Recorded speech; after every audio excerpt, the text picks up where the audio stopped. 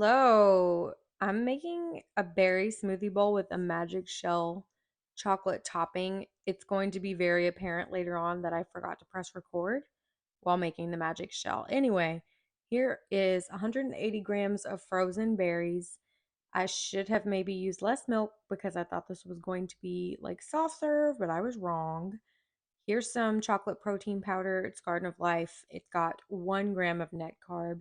You can use whatever protein powder you want. If you're not vegan, if you're not keto, use the milk, use the whey. I don't give a shit.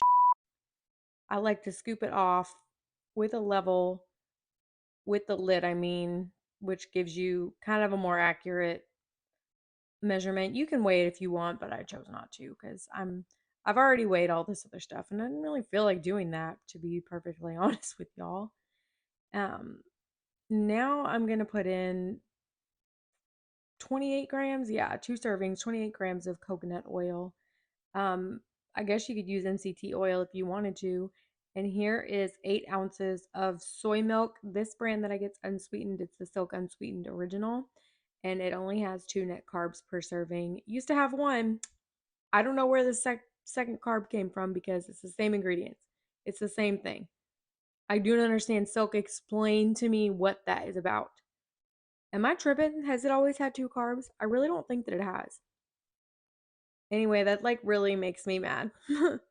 You'll want to stop it and scrape it halfway through because that protein powder will just get completely blasted up the sides of your carafe. Also, if this were thicker like I wanted it to be, um, the blade can kind of get stuck. And you want to taste it, just to make sure because it could be weird and you might want to add something. You could add some kind of extract if you really like to.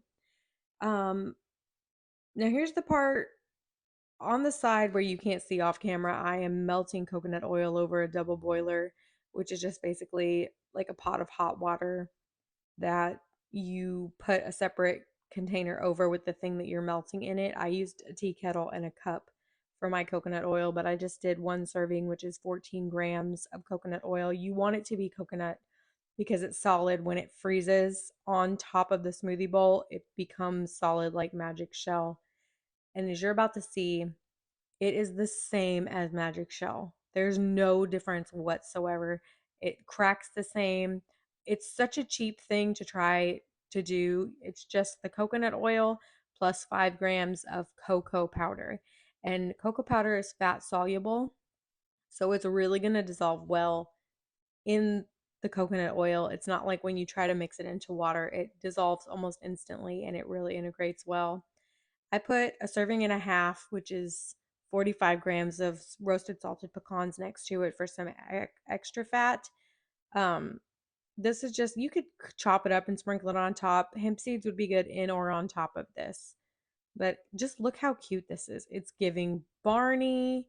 Look how it just snaps, just like Magic Shell. And discovering little bits of this was so fun and great while I was eating this smoothie bowl. Anyway, bye.